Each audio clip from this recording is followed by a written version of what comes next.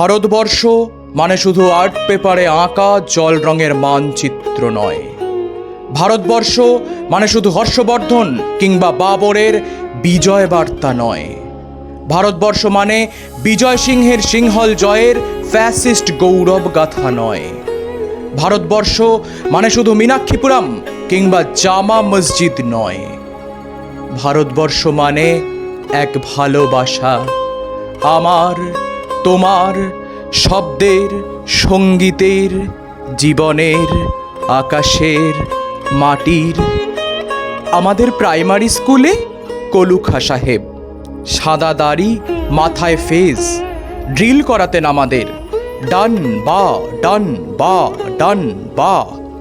সস্নেহে সতর্ক করতেন, বাপা সকল পা আর হাত মিলিয়ে মিলিয়ে ফেলো। কলুখা সাহেবের গোরের মাটিতে আজ ফেরেস্তার হাসি ভারতবর্ষের চেরাগ হয়ে জ্বলছে। বদ্রু মিয়ার হাতের কর্ণিকে শিব মন্দিরের গায়ে কত ফুল কাটা, আর তার জোগাড়ে হয়ে মশলা মাখছে ঈশান বাউরি, নিয়ামত শেখ আর গোকুল মাহাতো এক পাটাতনে ধান ঝাড়ে।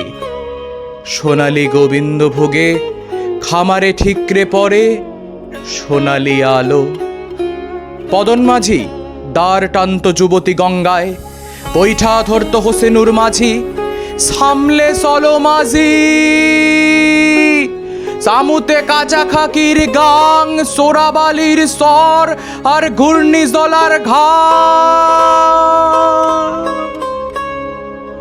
আমার ভারতবর্ষে কোনো গেরুয়া রাজনীতিবিদ কিংবা ইমামের নির্দেশিকা নেই।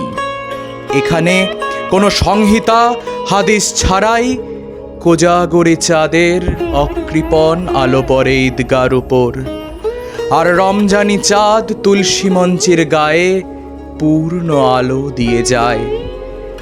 আমার ভারতবর্ষ মানে রবি ঠাকুরের মধ্যে নজরুল, রবিশঙ্কর আর আলী আকবরের যুগলবন্দি, গণেশ পাইন আর মকবুল ফিদার রঙিন ছবি। আমার ভারতবর্ষ মানে লালন ফকিরের গান। আমার ভারতবর্ষে আমি শুনেছি মোহাম্মদ রফির সঙ্গে লতার ডুয়েট, দেখেছি পাল্লাদি আজারউদ্দিনের সঙ্গে শচীনের দৌড়, খেলার মাঠের প্রান্তে দাঁড়িয়ে শুনেছি নঈমুদ্দিনের তদারকি চিৎকার, বিজয়ন, আকিল, কুলজিৎ, বাইচুং। মাঠটাকে আরো বড় কর, মাঠটাকে আরো বড় কর। মাঠ দিন দিন ছোট হয়ে যাচ্ছে, আমাদের মাঠ দিন দিন ছোট হয়ে যাচ্ছে।